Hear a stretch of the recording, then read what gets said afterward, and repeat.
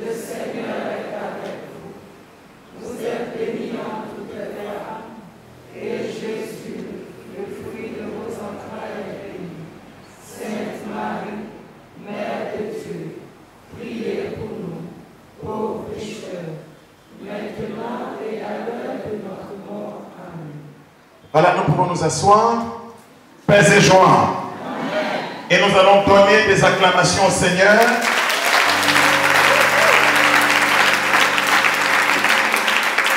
Parce que tout ce que fait le Seigneur est bon.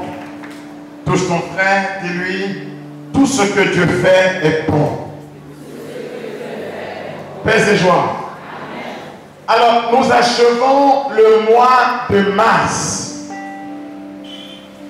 Et le thème qui a conduit tout ce mois de mars est tiré de Isaïe 41, le verset 2. 10. Isaïe 41, verset 10. Dis à ton frère, Isaïe 41, verset 10. Et le thème c'est ne crains pas. Il va relire ce texte, ce verset. Isaïe 41, verset 10. Ne crains pas. Ne crains pas. Car je suis avec toi. Car je suis avec toi. Point. On va s'arrêter là. Ne crains pas, car je suis avec toi. Si Dieu est avec toi, si Dieu est de ton côté, tu n'as plus rien à craindre. Car si Dieu est pour nous, personne ne peut être contre nous. C'est ce que dit sa parole. Et donc, ce thème nous a accompagnés pendant les jeudis du mois de mars. Et aujourd'hui, le sous-thème qui va faire la conclusion de tout ce que nous avons vécu pendant ce mois de mars, c'est souviens-toi. C'est quoi le sous-thème d'aujourd'hui? Souviens-toi. C'est le refrain du psaume responsorial qui nous a conduits dans la liturgie de ce jour. Psaume responsorial, c'est le psaume 105. Le refrain du psaume 105, c'est souviens-toi. Psaume 105, verset 4. Souviens-toi. Dans la première lecture, on nous raconte que Moïse s'en est allé dans la montagne. Moïse a conduit le peuple depuis l'Égypte. L'Égypte, c'est la terre d'esclavage. L'Égypte, c'est la terre des souffrances, où l'homme n'a pas sa liberté. Le peuple de Dieu n'avait plus sa liberté. Il était devenu esclave. Il était maltraité. Et Dieu suscite un homme dont le nom est Moïse.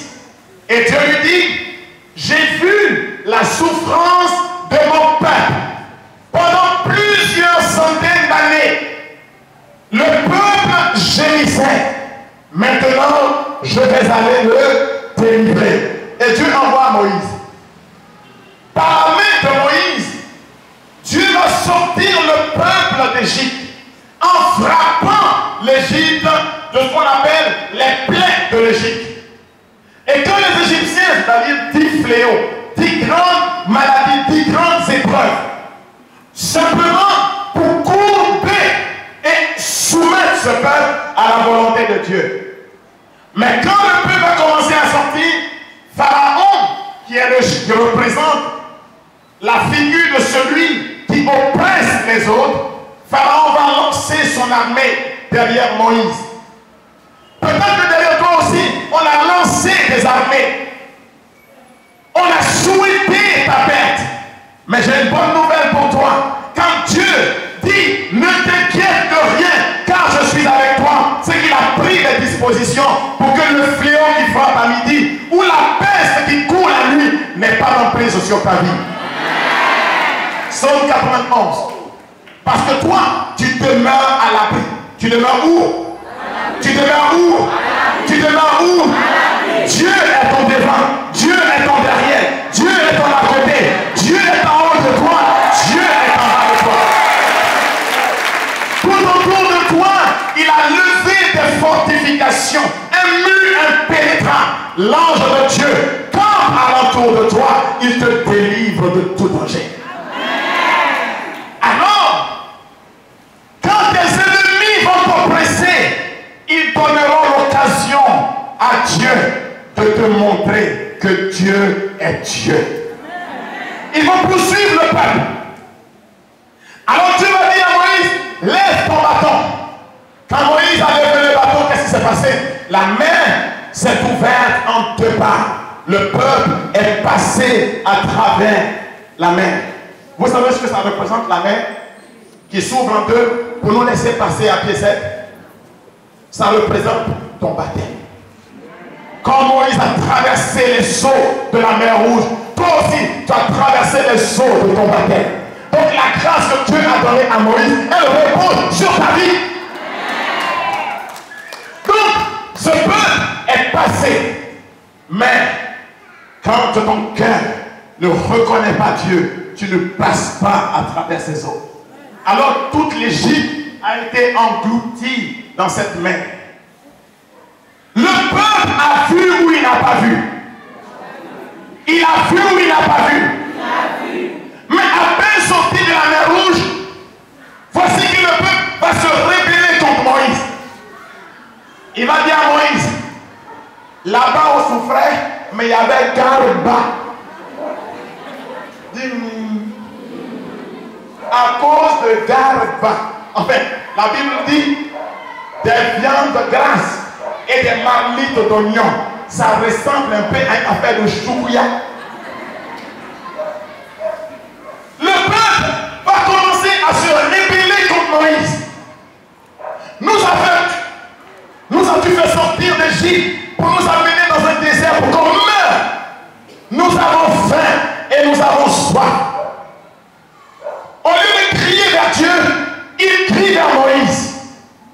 Parce que sa mémoire est courte. Il ne se souvient pas. Quand tu ne te souviens pas dans ta vie, eh bien, ta vie devient bassa, bassa, bassa, bassa. Tu n'avances pas. Ta vie devient une vie de crabe. C'est sur le côté. Comme les crabes font. Tout le monde va devant. Crabe, lui, va sur le côté. Sur le côté. Amen. Hein? Dis à ton frère, je refuse une vie de crabe. Parce que moi, je veux toujours avancer, avancer, avancer, avancer, avancer. Le peuple s'est révolté. Qu'est-ce que tu vas faire? Il a dit, moi Dieu, qui ai fait le ciel, qui ai fait la terre, ne suis-je pas capable de donner du pain à manger? Il dit, Moïse, tiens-toi tranquille. Demain, au lever du jour, je ferai pleuvoir de mon ciel du pain sur la terre et le peuple mangera à sa faim. Mais il ne mangera pas que de la fleur de farine. Parce que Dieu, il ne sert pas qu'au c'est le pain de chaque jour. Il dit, en plus, je lui donnerai de la viande pour qu'il oublie les marmites d'Égypte. Mais moi, je vais lui servir une viande de qualité, de qualité, de qualité, de qualité. Je lui donnerai des cailles. Vous savez ce qu'on appelle des cailles? Poulet est bon, hein? Mais cailles est mieux. Dieu a servi donc du pain. On dit, mais man, les gens se sont étonnés. Il dit, qu'est-ce que c'est? Donc, cette nourriture, on appelait ça, qu'est-ce que c'est? On appelait ça étonnamment. Qu'est-ce que c'est? La manne. Et les gens voient Dieu faire pleuvoir la manne. Au lieu de rendre grâce à Dieu, ils disent, on ne sait jamais. On va garder aussi pour demain. C'est-à-dire ce que Dieu même te donne. Toi, tu crois que tu es plus intelligent que Dieu qui te donne. Ça, c'est le propre des gens qui reçoivent de Dieu. mais qui ne savent pas donner à Dieu. Ils reçoivent de Dieu, mais ils ne savent pas donner à Dieu. Ils disent à Dieu, donne-moi, mais ils ne savent pas que l'homme en retour doit donner à Dieu. Ils ne savent pas. Quand tu leur dis cela, ils te regardent et puis tu les énerves. Mais pourquoi même il dit qu'on va donner à Dieu même? Et avec comment il l'aime même. Je t'ai fait quoi? Je t'ai donné la parole de Dieu. Comment tu voulais entendre ce que toi-même tes oreilles désirent? Quand Dieu donne, donne à Dieu. Dis ça ton frère. Quand Dieu donne, donne à Dieu. Sinon, tu n'as pas adoré Dieu. Vous comprenez ça? Alors, ceux qui avaient gardé la manne pour le lendemain, quand ils se sont réveillés, on dit qu'il y avait des asticots dedans. Dis, c'est bien fait pour toi. Ceux qui ne savent pas donner à Dieu, ils pensent que pour ce qu'ils mettent de côté, ils pensent que ça augmente. Or, quand tu ne donnes pas à Dieu, les termites mangent ce que tu gardes. C'est pour cela que tu dis, mais on dirait que ma main est percée. Mon père, on dirait que ma main est percée. C'est parce que je n'ai pas envie de te dire ce que je pense. Dis-moi. Parce que la Bible dit que tu donnes en abondance. Il n'a jamais dit que ta main sera percée. Si c'est Dieu qui te donne, et si tu honores Dieu avec ce que Dieu te donne, comment ta main peut être percée? Comment? Faut me dire, mon père, je n'arrive à rien faire avec ce que j'ai quand même, je ne peux rien faire avec. Mais est-ce que tu as commencé à remercier Dieu pour ce que tu as? Quand tu ne penses qu'à toi, on appelle cela l'égocentrisme, l'égoïsme. On appelle ça avarisme. On appelle ça archébéisme.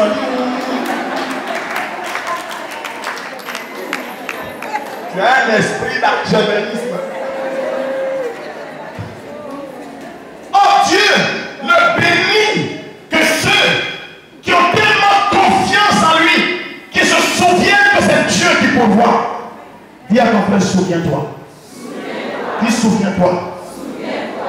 Et les gens qui ont la maladie de l'archébéisme, ils sont infidèles. Femme qui a fait beau pour payer toi ton transport pour aller chercher travail au plateau. Tu as gagné travail. Tu n'es plus de ma catégorie. Tu n'as rien vu encore. Dis, souviens-toi. Souviens-toi. À l'époque où tu n'avais que 2 pantalons, tu disais, tu es mon soleil de minuit. Donc tu montais. Parce que toi-même, tu disais qu'à minuit, il n'y a pas de soleil. En fait, tu vois, ça met le soleil. Ma chérie, tu es mon tout. Dès que le premier salaire arrive, je te prends par la main. Bras dessus, bras dessus. Ton pied, mon pied, chez le maître Yopougon. C'est pas ce que tu as dit. On n'a pas encore trouvé le chemin du maître. Depuis que tu as eu ton 5e boulot. Et tu dis, Dieu ne me bénit pas. Dis à ton frère, souviens-toi. Dis-lui, souviens-toi. Dis-lui, souviens-toi. Dans le désert, le peuple a vu des miracles. La mer s'est ouverte. La pluie de pain est arrivée. La pluie de viande est arrivée. Quand il avait soif, ils ont dit à Moïse, mais on a soif, on meurt. Dieu dit à Moïse, il n'y a pas de problème. Prends ton bâton, frappe le rocher. Je vais leur donner Awadji glacé à boire, eau minérale. Dis ouais. Dans le désert, ils ont bu de l'eau minérale. Ils ont vu tous les miracles que Dieu a accomplis. Mais comme leurs yeux n'étaient tournés que sur eux-mêmes, ils ne pouvaient pas voir ce qui est à côté. À peine Moïse les a laissés. Il a fait à peine 40 jours dans la montagne pour aller chercher Dieu et sa parole pour le peuple. Quand il revient, et c'est le passage que nous avons entendu, le peuple avait déjà abandonné Dieu. Il s'est fabriqué un fétiche, une idole. À peine on te dit qu'un grand marabout est arrivé dans ton quartier, que tu sors la nuit, tu regardes à gauche, tu regardes à droite. Si quelqu'un t'a vu, tu n'as pas vu. Tu es entré là-bas. Tu as commencé à consulter déjà.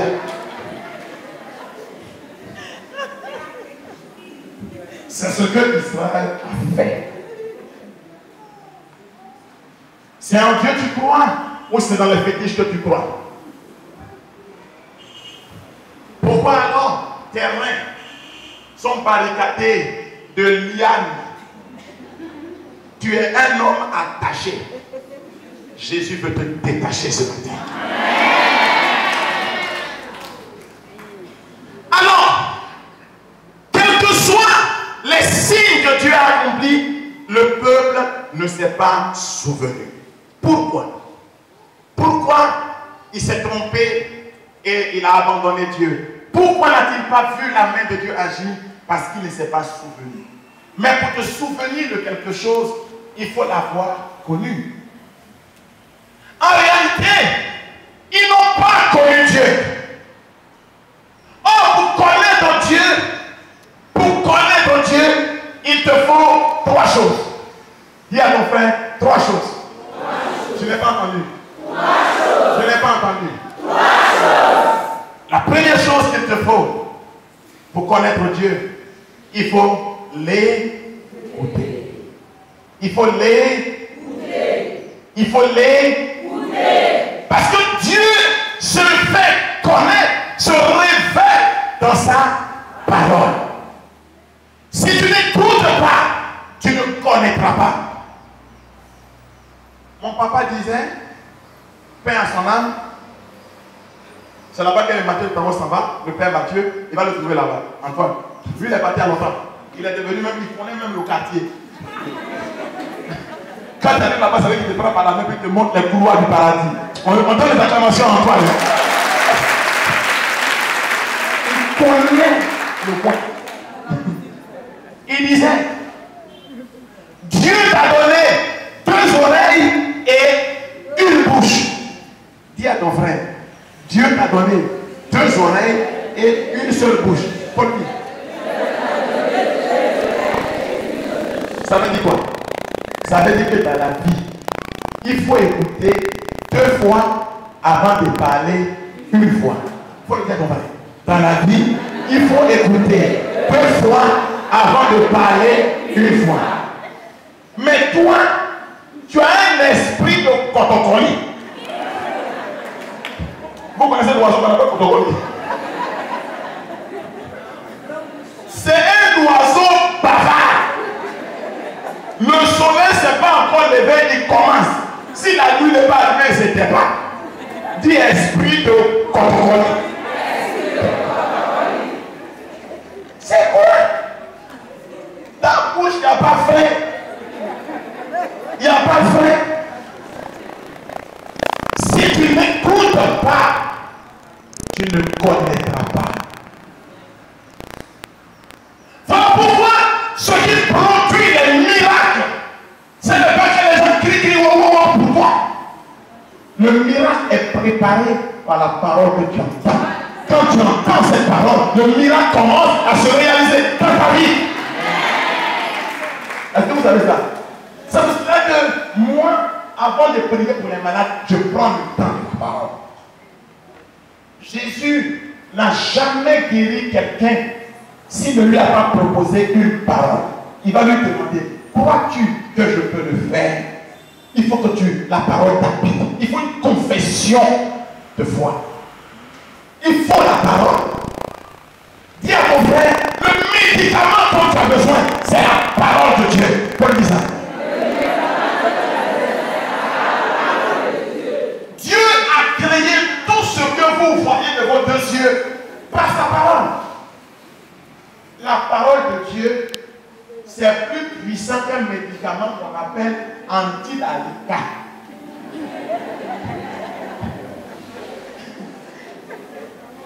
Quelqu'un s'est levé un jour et dit que lui, son médicament, ça soigne toutes les maladies. On appelle ça antidalica. D'abord, il ne sait pas si il a vérité, mais c'est que je sais. Si c'était vrai, il n'aurait plus de malade sur la terre. Mais je connais un remède encore plus puissant que tout. C'est ce qui a créé la terre ferme sous tes pieds, pas tes pieds. Tu sens ce qui est sous tes pieds. Dans ce monde, nous sommes 4 milliards d'habitants, à peu près 5 milliards maintenant. Dans ce monde, nous bâtissons des immeubles qui pèsent des tonnes. Nous avons des véhicules qui pèsent des tonnes. Mais tout ce qui est dessus ne prend pas la terre qui est sous mes pieds. La Bible dit que cette terre qui soutient tout ce que nous voyons, Dieu, à son tour, soutient cet univers par sa puissance. Tu as compris ça? Ce qui te porte est porté par Dieu lui-même. Mais quand tu as vu le bon Dieu, est-ce que tu as encore besoin de ces anges? Quand tu as vu le président de la République, est-ce que tu as besoin du premier ministre? Donne ta vie à Dieu. Donne ta vie à Dieu. Souviens-toi. Pour garder le souvenir de Dieu, tu as besoin de le connaître, de l'expérimenter. Oh, le premier lieu de la connaissance de Dieu, c'est sa parole. Vous comprenez ça? Le deuxième lieu de la connaissance de Dieu, c'est quoi? Le deuxième lieu de la connaissance de Dieu, c'est quoi? Il dit, il faut écouter. Il faut écouter et il faut savoir faire silence. Dans ma langue maternelle, pour dire silence, on dit la main. Deux syllabes. Da, deuxième main. Ça se traduit ferme la porte. Parce que la porte, on dit son main. C'est pas ça? Donc le mot main veut dire porte d'abord. Jésus dit que pour le connaître, il faut fermer la porte et être dans le secret. On appelle ça la prière. Je veux entendre la prière. Jésus dit dans Matthieu le chapitre 7, quand tu pries, retire-toi dans ta chambre, ferme la porte et ton Père qui voit dans le secret sait de quoi tu as besoin et te donnera ta récompense. Tu veux connaître Dieu? Deviens un homme de prière. Premièrement, écoute ça. Deuxièmement, deviens un homme de prière. Si tu pries, tu verras la gloire de Dieu. En Jacques, le chapitre 5, le verset 16, la Bible dit que la prière de l'homme juste a une efficacité devant Dieu. En Jérémie 33, le verset 3, il dit, quand un pauvre crie, le Seigneur entend. Dis à ton frère, quand un pauvre crie, le Seigneur entend. Mais selon toi, Dieu qui nous a donné des oreilles, lui-même n'a pas oreille pour écouter. On est sur son image et sa ressemblance. Dieu, il est né lui-même avec ses oreilles. Il n'est pas comme les enfants qu'on accouche. On voit deux éventails ici, mais ils n'ont pas d'oreilles. Dans ma langue, quand tu es un enfant récalcitrant, têtu, difficile, on dit à rebout, ce qui se traduit, quand on couchait là, tes oreilles là, on n'a pas couché aussi. C'est là-bas. Pose la question à ton frère. On va faire un coup d'adieu. Allez, tout le monde va ton frère. À rebout.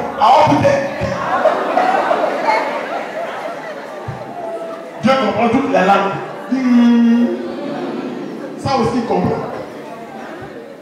Maintenant tu vas traduire ça en français. Dis, mon ami, on t'a accouché, on n'a pas accouché tes oreilles.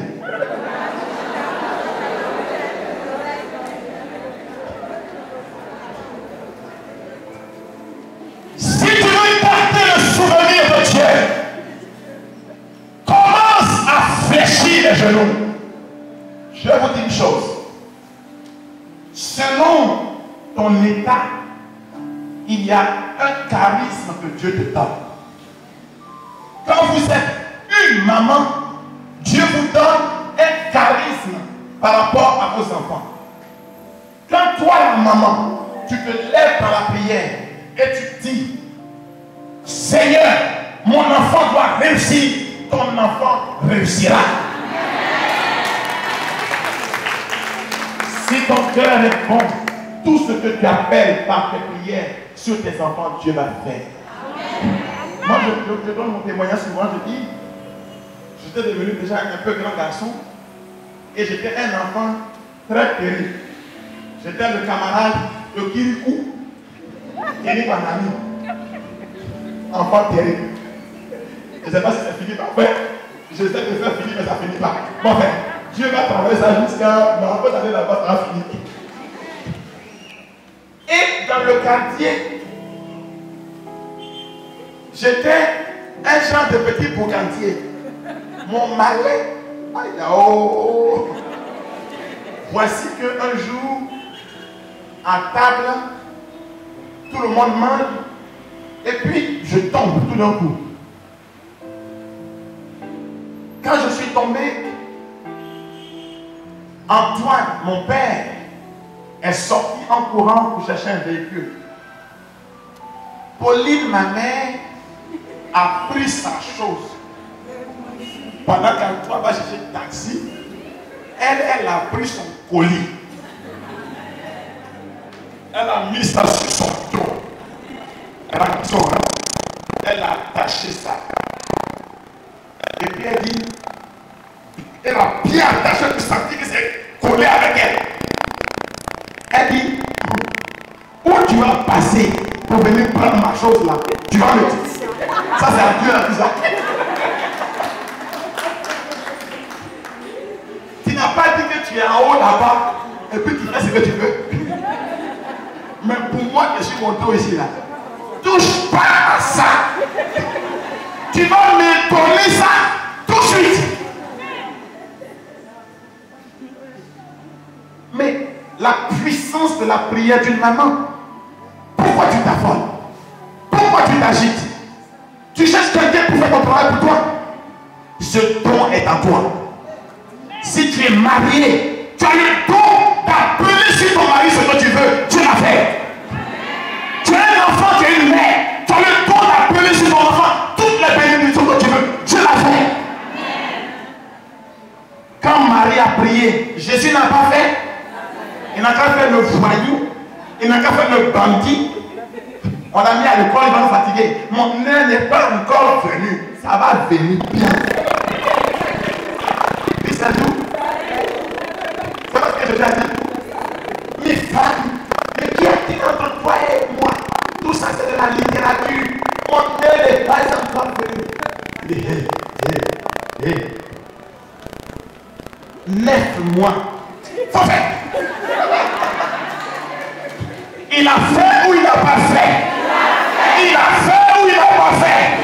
Un bisou pour ma maman. Puis c'est tout. Puis c'est facile. Lève-toi dans la prière. Il te fatigue, ton mari, la nuit tu te lèves. Pendant qu'il dort. Aïe. Tâche pas. Tu vas fatiguer derrière.